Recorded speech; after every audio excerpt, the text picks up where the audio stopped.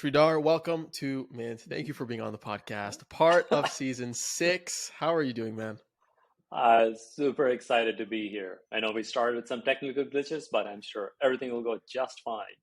Everything will go just fine and even better, I'm sure. I'm super stoked to have you on. It's actually a privilege to be talking with you, a man of your level of seniority, doing what you've done at Google plus more now on Web3. I'm super excited to dive in. I think a good place to start, Sridhar, is who are you? For those who don't know you, okay? How do you typically introduce yourself to someone? And I'd also love to kind of like tag along your entry into Web3 with that too. That's great. Well, I start by saying I'm an immigrant. Came to get a graduate degree at Brown University on the East Coast. Kind of tried my hand at being an academic. Worked at Bell Labs, the famed place where the transistor was invented, for a few years. Before deciding to come out to the Valley to work on software, and it was my true passion. Super early at Google. None of us quite realized the juggernaut that the company was going to become. Started as an engineer, but sort of grew as the company grew. I went from being like, a team of one myself to leading a team of over 10,000 people and a business of over $100 billion. Amazing opportunity there. But left about 4 years ago to pursue a passion of mine. That's Neeva. It's a search engine with a very different goal. It's to always be user focused and to take search back to its roots. And really, Web3 came as a result of exploring the Neeva mission of sort of just making the world's information available to everybody. Started looking at Web3 and what was out there, got super excited. And that was the beginning of another fun chapter in the overall journey. So, what employee number were you at Google? I think I was like 300 something. It 300. was a pretty big company even by the time I got there. I was Sure. not like 10 or 20 or something. Do you remember your initial motives and reasoning for joining that company so quote unquote early on? It was a very successful company already. I think the year I Okay. joined, Google was going to make $1.6 billion of revenue. It was like, in some sense, the best kept secret in the Valley. Here was this quiet little company working on a boring little problem, search. And my God, they were printing money. So I had some friends who had moved, and they said it was an amazing place to work. And I had actually tried my hand at managing a team at my previous startup as a company called Epiphany. And so I decided that I really just wanted to be an engineer to learn. Google was doing some incredible things. Distributed computing, as we know it today, really has its origins at Google. They were sort of really good at taking low cost machines and creating something very reliable. So it was very exciting for an engineer to just go in there and learn. And there was this air of success in the company already. Did you have to have a startup sort of mentality entering at 300 people?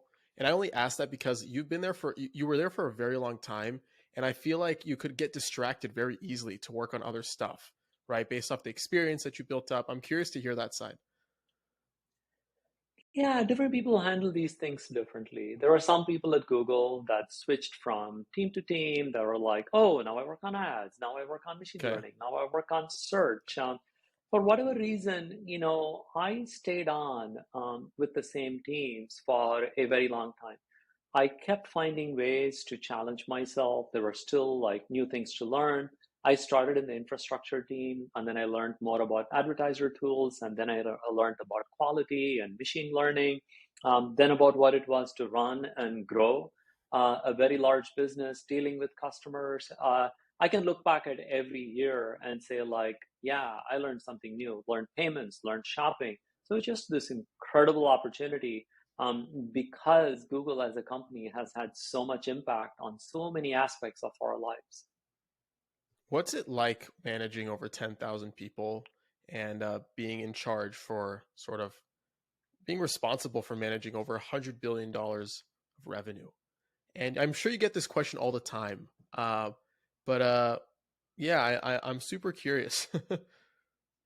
Well, I mean, first of all, the thing that you learn very quickly as a leader, if you truly want to be successful at it, is a service mentality. You realize that you're there to serve. You're there to make the team better.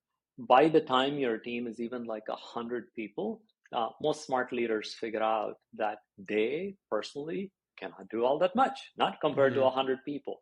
And so you very much have to learn what it is to bring out the best in other people. You learn about motivation. You learn about how to convey a sense of purpose to your team. Hmm. You learn how to make each person feel in your team feel that their work is worthwhile. So in many ways, being a leader of a large team is a humbling learning experience. But you also get the privilege of betting on lots and lots of people. I became what I became at Google because people like Eric Schmidt, people like Bill Campbell or Larry Page, they saw things in me that I never could have seen. And I'm always grateful to people like that for giving me amazing opportunities. So I've always taken it as kind of my job also to take bets on people. And so you spend a lot of time, coaching people. You spend a lot of time helping people truly excel. You problem solve, but you're a coach. You are betting on people. And every big leader, very, very quickly realizes that they are there to serve other people. They are there to motivate other people. It's a lot of fun, and you learn a lot. And I'm sure I could spend hours upon hours asking you about Google, but I want to sort of transition now into Neeva, at least the Web 2 Neeva. Okay. Yep, Um, another it's an ad-free sort of search engine, right? And that's right. it's become your passion. That's what you coined it as. It's Yep, my search is my passion. So yep. talk me through the transition of going from Google to then starting Neeva, and what did you sort of set to aim to do at the get-go? Yeah, towards the end of my stay at Google, I realized that any company that aspired to keep on growing that was ads based essentially would see no limit to how many ads it showed within its products. There are no natural limits, especially for a company like Google that honestly has no competitors. And so I saw a world in which the search experience was going to get worse and worse. Funny story, true story. We were playing around looking at Google's UI on the phone versus that of Neva's. And a query that we tried was what to do in a car accident. If you try it on Google today, you will get 4 ads for lawyers. And on Neva, it'll kind of be like, first of all, stop your car, get to the side of the road, make sure that you don't put yourself in danger. If you're involved with other car and if they need help, make sure that you call 911. We showed this to people, and there were some people that just went like ballistic. They were like, I'm just in like a car accident, you guys are showing me liar ads, like what the hell. So in many ways that's sort of is a sad outcome, but it also points to the opportunity, which is you want search is a very deeply personal function. You have a headache, you're going to search. You're bothered about something, you're going to search. You want to buy Right. something, you're going to search. You don't remember the lyrics to a song, you're going to search. And so we wanted to take search back to its root, create just a worry-free, truly useful product. And that's what we are in the process of doing. It didn't come immediately after Google. I, tried my hand at investing for a little bit with my friends at Greylock. That was fun, but I like creating things. And the early parts of conceiving of an idea and seeing like, will it work out? Is there like a cool product here to be created? That's always the most exciting part. And so Neeva came a little bit after I left Google. And I'm also very fortunate to have my co-founder and partner Vivek in this journey. And yeah, this has been our passion for the past now 3.5, 4 years. And now there's a Web3 native Neeva, right? There, Um, that's right. That's right. That's right. talk, and that's why we're here today. That's why I added you to the seasonal lineup for season Yep. 6, because season 6 is all about on-chain data, and now Yep. you guys are sort of focusing your attention on what's happening in Web3. Talk to me Yep. about sort of what were some of your findings that we were like, wow, we need to enter Web3. We need to maybe shift the product focus from Web2 search to Web3 search, and how did Web3 Neeva sort of come about? So Web3 Neeva actually is an independent company. Neeva is a big shareholder in that company, but it's an independent company. The journey started with a simple question of what should Web3 mean for a search engine? Um, as a startup, we know that our strength is in going and exploring areas that others will be hesitant to explore. So, for example, if you look for a product on Neeva, we're gonna stack the page full of reviews because we're like, we're going to educate Adam about the product, and if he wants to buy the product, sure, we'll show it to him. But we are not in a rush as soon as you type a product name to get you to go buy that product. There is this element of education that is always an important part of search. So we started looking at this question for how do we make it easy to find information from Web3. Now, what exactly is Web3? Of course, there's the on-chain data. And we started looking at that. We also realized that there was a lot of Web3 relevant information on Twitter, on Discord, on some websites, but this information was everywhere. So we initially started to build out an NFT search engine because we thought, that's very visual. It is clearly, pretty popular. Let's look at what it would take for us to index on-chain data. And then we realized that at least when it came to NFTs, a lot of the information, whether it's metadata or media, were actually off-chain. Sometimes they're on IPFS, but quite a few people also put them up on regular Web2 sites. Not something I would recommend, but people do that anyway. So we wrote a little crawler. And then we used the power of the search stack that we had built for to run Neeva's web search, which runs at petabyte scale, in order to create this NFT search engine, which we called Neeva.xyz. We kept it separate from Neeva because we wanted to iterate very, very quickly. There have been days in which I personally have pushed out like a dozen releases on a single day. And that's the benefit of being a small team. This is just 5 people and me, by the way. And we had it was a shoestring team. We built this great search experience. And then we started showing it to friends to get feedback. I know a number of friends who had moved in Web3 or who are like Web3 OGs. And while they loved the idea of an NFT search engine and thought that a consumer product could be interesting, a number of them also said, hey, getting at Web3 data, creating just applications, knowing what's going on in the blockchain, whether it's Ethereum or Polygon or Solana, that part was really hard.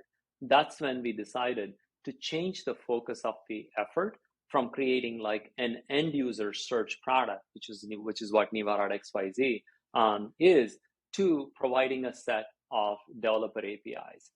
We also decided that we wanted to have focus. We wanted to have great investors, for this new effort, crypto OGs.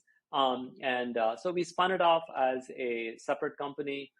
We are lucky to have the backing of folks like Paradigm, like Greylock and Sequoia that invested in Neeva, but also people like Coinbase Ventures, and a whole bunch of other folks that were very excited by the idea of creating amazing technology to provide much better data to developers. We're in early beta testing. We'll have more to say about this in a few weeks. But if you want to build any Web3 application, whether it's a wallet or an NFT minting site or a gallery or a marketplace, or you just want to do analysis on this data to figure out like, hey, can you do time series prediction on NFT or DeFi prices? We'd love to talk to you.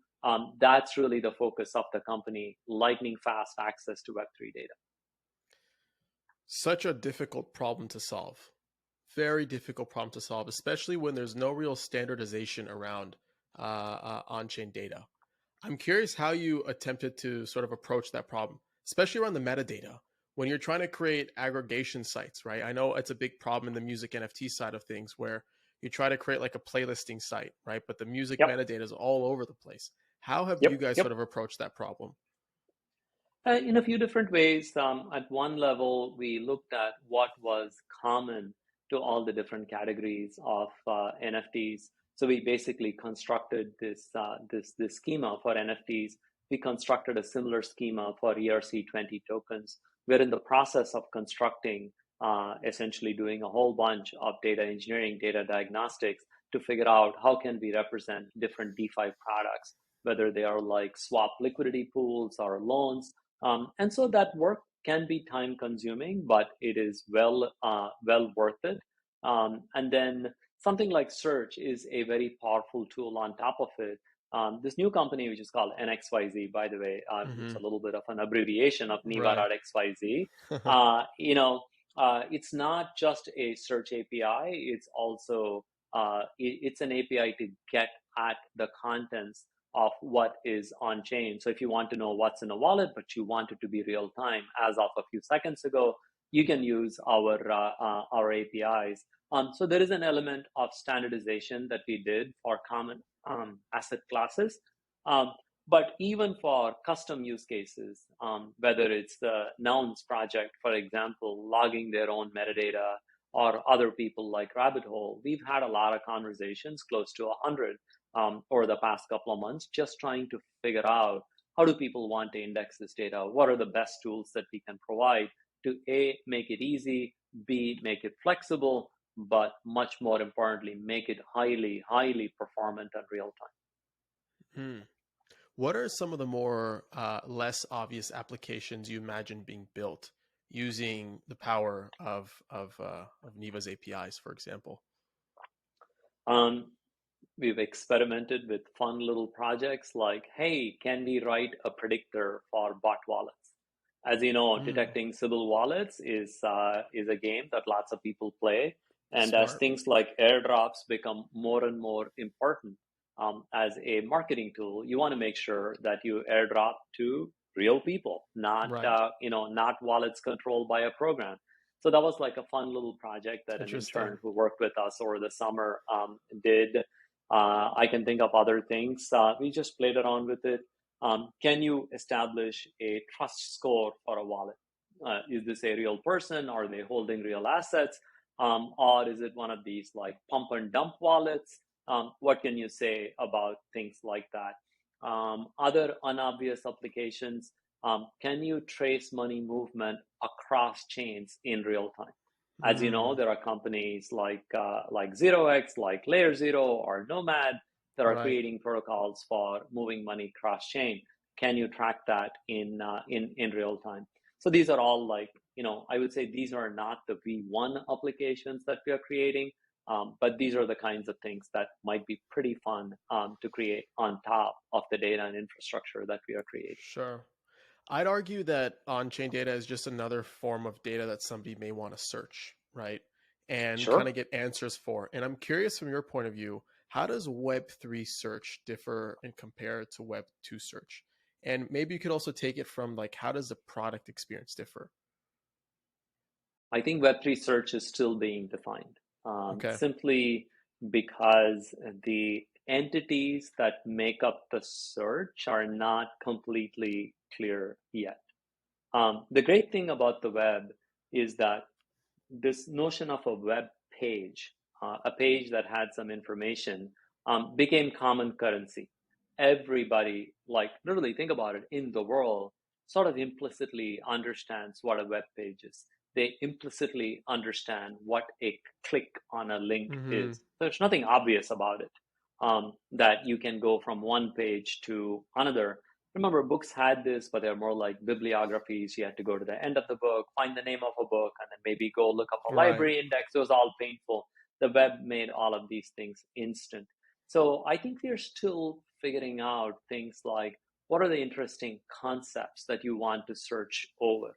So when we think of NFT search, for example, we think in terms of is something a token? Is something a wallet? Is something a contract, one that mints tokens? But as you can imagine, there are other people, other things like what is a collection, or what is a person that corresponds, that's like a creator of Mm-hmm. different contracts. It's not quite a wallet. And so I think there's this first question of how do you how do you figure out what is it that you are looking for? And then you begin to define like the relationships between these entities on Neeva.xyz. You can just throw in some words and you can search and you can click on a token and go from there to the wallet that has the token, or you can go from there to the contract that has the token, and then you can do like attribute filters on the tokens that the contract issues. It just makes navigation possible.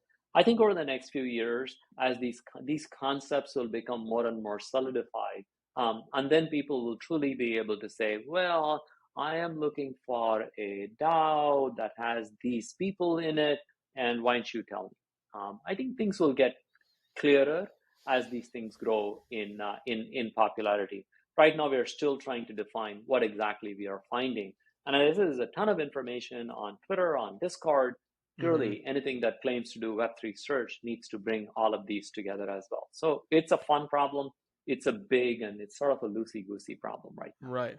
I'm also trying to like I'm thinking out loud here. I'm also trying to understand like does the user understand what even searching on the blockchain means? Like what would they even be searching for kind of thing. Right now it feels like we're just searching OpenSea or Etherscan for the most part, right? Or maybe we're using some analytic platforms to get some statistics and interesting insights, right? But I think like if you think about like the Web 2 user and how they use a product like Google or Neeva, right? I feel like they would obviously go and use that product with a different intent as if they were to use a Web3 type of search product. And I don't know if that user sort of exists in Web3 just yet to kind of get to that level. You know where my head's at? Am I picking up Oh, what you're putting down? 100%. 100%. 100%. This completely makes sense. And many ways, what you are describing mirrors the development of things like the Yahoo directory. Mm, Back when the web was very, very early, Yahoo literally had a bunch of people that constructed this catalog, this directory that basically said, if you want to look for shops, look here. If you want to look for something else, mm, universities, look over here. And over time, what happened is there were so many stores, so many universities, so many other sort of like sites that it became impossible for anybody to categorize it. The reason you go to OpenSea right now to look for NFTs is because it is the definitive marketplace for NFTs. If you imagine a world where there are like 100 marketplaces, all of a sudden an aggregation play becomes more interesting. If there are 20 blockchains, so this idea of like looking at Etherscan, which is over Ethereum data, suddenly mm-hmm, sounds a little bit silly. This is right. part of what we do, by the way. If you search on Neeva or XYZ, we will return data back to you, whether it's on Ethereum or Polygon or Optimism or Arbitrum. We are like, continuously adding more chains. And so search is fundamentally an aggregation play. It makes sense only when there are so many things that you and I simply cannot keep track, or we don't want to bother to keep track of all the different places to go to. Yeah. Another thing that I've been thinking about in preparation for this interview is like trying to understand what does on-chain SEO look like, right? Search engine optimization. As a marketer myself, right, I've done a ton of gigs where I try to optimize blogs or pages on Google to kind of come on the first search result, right? I'm curious what that looks like in the future. I wonder if you have any takes on that. People are doing this today. Okay. When remember when you create a hot new collection, you get your friends to like go buy the NFTs from that collection, and so it is. Or on Twitter, if you have a handle, yeah, you try to build up a following. In many ways, the founding principle of PageRank, by the way, is like this funny definition that says a page is a popular page or a good page if Hmm. other popular pages say so. It's a little bit like high school PageRank. It's just like you're cool if like the cool people like Right. let you in. And so to a certain extent, Twitter is also like that. You're cool if a lot of cool people follow you on Twitter. So there are similar things that will happen. I think those things are universal in Hmm. nature. A collection is cool. I don't know if like Zinc owns one of your tokens, and so I think stuff like that will continue to. Interesting. Interesting. Okay, interesting. All right, let's transition into advertising, where Web3 meets Yep. advertising. Okay, that is obviously a big hat you wore at Google. It's something that you may know a little bit about, I'd argue. What does the future of advertising look and feel like in Web3? Think there is one part of Web3, a lot of early players they are actively against advertising, that are, focused on things like more value for the early users. So the ethos of Web3, the ethos of DAOs around like community ownership, community management, um, puts on a very, or user as community or community as owners. I think it's a different set of principles. I think DAOs are very powerful. They, harken back to collectives that have existed like in humanity for a very, very long time. So I think loosely coupled organizations working together has a lot of promise. But on the other hand, as I said, things like what has value or what is popular is inherently a social phenomenon. And so whenever that happens, there is going to be advertising. You see this today. There are, I'm sure you get a lot of token drops, and that's a form of advertising. People are like reaching out and saying, hey, you should claim this token. Right. There might be something cool that is out there. I think there is also an opportunity um, for social networks, where basically you decide on membership in a particular group, depending on whether you own a particular token or not. I see recommendation engines coming as NFTs become more popular. If you own these sets of NFTs, maybe you should consider owning something else. And there is always like, whenever there are recommendations, there's going to be a promotional element to these recommendations. I think it's early to call, but I think things like better airdrop lists, which you can think of as marketing, early Mm-hmm. advertising, definitely have a role to play. But the whole ecosystem is super nascent. And then if you layer on things like metaverse, truly immersive experiences that have an element of Web3, of blockchain, of like you know decentralized state also associated with them, I think that adds an additional twist into how advertising will work. Overall, I would say the world of Web3 metaverse advertising is very, very young. And Mm-hmm. but it will develop. Advertising arises naturally whenever there's commercial interest and there is a reason to stand out. I don't expect Web3 or the metaverse to be wildly different. Yeah, I think there's or at least it feels like there's a notion amongst many users that they don't want advertising. Like they don't want that same experience. Like, in a lot of users feel like that if we introduce, for example, the most common or memorable form of advertising is like display advertising, right? Yep. It's like if we go back to that world, are we just moving backwards? Like, what are we doing, Yep. right? And I wonder I wonder at what point we're actually going to see like more Web3 native advertising. Okay, airdrops are a great example. What other forms of advertising sort of live and exist or have yet to live and exist in Web3? We have yet to find out. I wonder if you have any more additional thoughts just around that. I think, as I said, the culture very much is that of like, hey, let's leave the worst of the Web2 world behind. Mm-hmm. And Yeah. this sort of utopian promise of advertising will deliver great content to all of us, and it'll all be free. Everybody has realized by now that there's no free lunch. And these ads can get more and more intrusive. In many ways, a company like Neeva is like the opposite of the Web2 model, where we are Right. militantly pro-user, anti-ads, anti-tracking. So I think there is definitely that ethos. And the thing is, blockchains also offer the potential for much lower transaction costs. Mark Andreessen calls the lack of payments on Web2's original sin. So a lot of like low cost services could not really be created. Advertising became the way in which to monetize like lots of eyeballs into something tangible.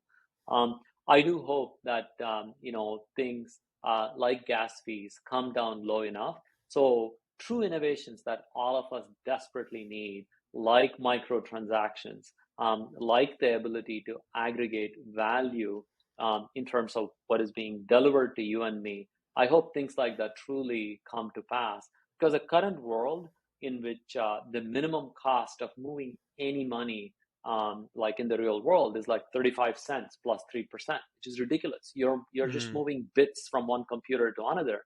And the hmm. sad part about Ethereum right now is like, oh wait, like what? $20, $50 to move like one little bit of information. Right. That's a terrible place to be. But I think there are chains like Polygon where this is cheaper. But really, we need this kind of innovation. We need innovation in which like value can be transferred with much less friction. Sure. I wanna talk to you about also like new and emerging technology. How do you imagine like new tech like that of which Vitalik recently proposed? He proposed a new token standard for stealth addresses for anonymous NFT ownership, and also like the introduction of like zero knowledge proofs. Right? How do those play an effect on sort of the vision of what you guys are after, let alone the entire level of transparency, openness of what crypto is today? Um, you know, uh, I'm still learning. I've Sure. heard a bunch of amazing podcasts about zero knowledge proofs. Obviously, companies like Starkware, projects like Starkware or ZK Sync are super popular or the rage. I think there is always a balance in all societies Hmm. between like anonymity and sort of the openness or the visibility that is needed to prevent bad actors and subversive elements within. And so I think there's always going to be tension there. I think like we all realize that a truly advertising driven like internet is a pretty ugly place to be. I think we also realize, thanks to the various hectorings that we've all had on Twitter, that a place in which someone can be absolutely anonymous also removes the incentive for any of us to be like civil to each other. So I think there's always going to be this balance Hmm. between how much anonymity is provided by a platform and whether that leads to like good behavior. I think a certain amount of this kind of tension is natural, and it's also very clear that the current internet, the current online world has gone to like the other extreme of having all of our information just get like, bucketed and bottled up and sold and resold. It's a pretty nasty place to be. So innovation is Sure. desperately needed. Sure. I want to talk to you also about other products that can kind of spin up out of what you guys are building at Neeva. So right now, the vision is sort of provide really extensive, reliable APIs Yep, for developers, right? But I feel like by setting that level of foundation, you also open yourself up to a world of new opportunities, right? So you that's right. may be focusing on the API section because that's what's hot right now, right? And that's what people Yep, need. Where do you yep. think we're going next? What's like sort of like the next trend beyond here? Oh, there's so much fun stuff to do. As I said, there are things like wallet trust scores or Sure. better ways to figure out airdrops. I can think of everything from hedge funds that use real-time data to sophisticated modeling of ERC20 like token prices or NFT Mm, prices. Things like figuring out if fractional ownership really becomes a thing. I think that'll be interesting. And as more assets get digitized and get stored, on the blockchain, I think that's going to be another interesting area in which people will want to know more stats. Even things like DAO voting records, the tooling for that is very mm, poor. And so being able to, just have information like how many people that belong to DAO actually voted, what's the voting record, how much are different projects raising. It's a fun platform in which to build stuff. We're also working with some early projects on things like co-ownership so that people can make, you can be part of like a social club or a network, and you can create new groups similar to WhatsApp groups based on on-chain behavior. And you can get recommendations for groups that you can be part of. So I think there's a mm. lot of fun applications that can be created. on top of this data, not to mention things like, ooh, can we do real-time aggregations for different kinds of contracts? Like, how are loan protocols doing? How is Hmm. something else doing? Um, I feel really excited because it's just really very early, and there is so much to be built, and Right. so many fun product ideas to support. I love seeing you say that and the smile that appears on your face as Yeah. those words come out of your mouth. Another thing, another thing I want to talk about, which is a core theme of season 6, is on-chain data. Okay, we covered a lot about that, but more specifically, how it pertains to the creator economy. A lot of my Yep. audience, the people who listen, are creators. They are the musicians, the artists, the project founders, the community managers, even collectors and Web3 founders in Yep. general as a whole. I want to talk to you more about like the data analysis side of things, okay? Because there's a big trend kind of shifting towards how creators can either better use data, how communities use data today, whether it be through the financialization of the data, whether through understanding who your community is and kind of creating better experiences. How do you see that world sort of emerging, especially with what you guys have going on at your company? Yeah, I mean, that's a whole other category of fun Right. applications. So, for example, one product that I think needs to be created is, let's say that, you want to create a new NFT collection. And you're like, I think people that like this collection are going to be people that like own this particular token, or maybe have done this kind of behavior. I wonder if there is a way to reach them effectively. Or maybe you start with like a set of people that you think would be excited about what you're doing, and then you want a tool that lets you expand out. By the way, this is deja vu all over again for people that have worked in ads, because this is a product called Similar Audiences, where you start with a set of people and you try to expand out to other people that are like that. Um, I would say one of the things that is often disappointing, people don't necessarily know this, about even pretty large creator ecosystems like Hmm. YouTube, is that the number of creators that can make a living off of those platforms is shockingly small. Most people will be shocked to know that the number of people that say make more than 50, 60K on YouTube is like tens of thousands. It's not millions. Mm. There are like, at least 5 million software engineers in the United States. If you include the larger IT Right. ecosystem, that's 20 million people, all making, let's face it, a pretty decent living.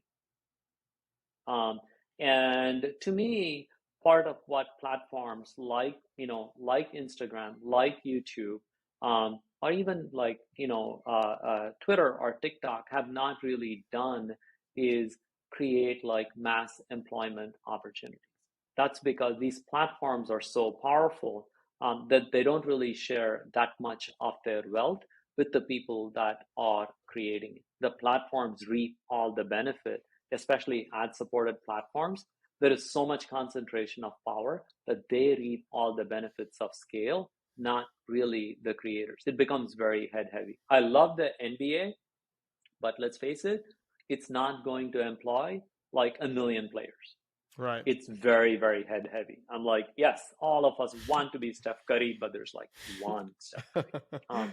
And so to me, what's exciting about Web3 and the creator economy is you get to set rules. You get to set things like, I created this beautiful piece of digital art, and whenever it gets sold, there needs to be a way for me to realize value. So this is why things like creator shares that can be burned into the contract. So you get like a steady supply. And as the items that you're creating grow in value as they are traded, you also benefit from it. To me, those are like the egalitarian aspects of Web3. I think it's an open question whether they're going to scale to the level of like, hundreds of thousands of people or millions of people. I have no issue with like top heavy economies like the NBA, as I said, but we should also be careful about it, things like that not becoming the aspiration for every teenager, not if they cannot support like millions of people operating at that level. And the hope with Web3 and it's not clear that we're going to get to it, we all have to work towards it, is that it supports a broader base of prosperity than the very head-heavy ecosystems that pretty much all the existing platforms like YouTube, like Instagram, like Hmm. TikTok have created. I think Web3 will enable a larger middle class of creators that That's can the actually. aspiration. Yeah, that's also what I'm hoping for. If you sort of Yep, look at what's happening right now in Web3 and the creator economy, and you measure the number of creators based off how many collections, NFT collections exist, it's about yep, 150,000 collections and communities that sort of exist today in Web3. And of yep, course, not all of them are making the same amount of value as Bored Ape Yacht Club, right? But yep. as long as you have that sort of like hustle, grit, and entrepreneurial type of energy, or at least an ounce of that, you can find a way to not only use Web3 as a tool to tokenize your art, but you can find a way to monetize it as well. I think what's also That's super right. interesting is that as a creator in Web3, you get to tap into all this interesting data to become a smarter and a more intelligent and a wiser creator. Data that you otherwise maybe not would have had in Web2, right? From being a YouTube creator, a Google creator, That's right. etc. That's right. Do you have any takes on that? Any thoughts around that as well? I completely agree with what you're saying. I think part of what the big platforms, even the music labels before that, have gotten away with is the incredibly opaque pricing and the opaque contracts that have hidden sort of a lot of things. And the nice thing about Web3 is all of this data is in the open, and people can see what is creating value. They can get their fair share, and they can also, like, there is more chances for experimentation. If you did a project in a certain way, a collection in a certain way, and you saw that it had some outcome, and you want to do better the next time, you have the chance to do that. And part of what like n.xyz wants to enable is like for all of this data to be easily accessible to people so that they can reach better decisions. Yeah. Yeah, I'm a big fan. I really am excited to see one the product go live beyond just the beta test that you're doing right now, Yep. and kind of see where this vehicle ends up going. I'm curious from your point of view, what questions am I not asking? Do you think I should be asking to be a better informed creator in the space, and how to use data to sort of build an audience, build a community, etc. I think we've gone through many of the questions, but I think having a sense for what creates value, Mm, and once something is out there, how quickly are you getting that information back? Um, are you able to come up with hypotheses that you can then test, that you can then check out in real life? I think the tooling around that is pretty early, but I think the openness of the data will lead to lots of companies like n.xyz to get at this data, to give it to more people. And as I said, I love that phrase that you used earlier, which is hopefully Web3 will lead to a much bigger middle class of creators of all kinds. mm, yeah. I hope so as well. I guess before we wrap up and I let you go, Sridhar, where can I find you? Where can we learn more about what you're building? Shill it away. Yeah, so our little website, which will get bigger soon, is n.xyz, and we were lucky to get like a single letter domain. I'm and then we are also on Twitter. Still angling for the NXYZ handle, but right now you have to put underscores between all of the letters. It's like underscore N, underscore X, underscore Y, underscore Z, underscore. But just look for us Also on memorable, Twitter. by the way. Yeah, also It's memorable. also Yeah. memorable, exactly. Yeah. And yeah, we're going to be making a big announcement hopefully in less than a month, and I'm super excited to be in Web3. I know that these are tough times overall in the stock market on Web3, but the foundational infrastructure that is there, things like decentralized state, things like currency natively built into how these amazing systems operate. Um, I think we are very early. I think there's a lot of value to be created and a lot of work to be done. I think of this as what the internet was like 20, 25 years ago. No one could have predicted, the internet of 2015 from like Right. the Mozilla of 1995. So I feel it's that early. There's a lot of great work, to be done, and the more we build, the better the outcome that we create. And I personally am super excited to be part of the journey. Amazing. Sridhar, thank you so much for being on a part of the season. We'll have to do this again soon, but till then, appreciate you and good luck. Thank you, Adam. Lovely to chat.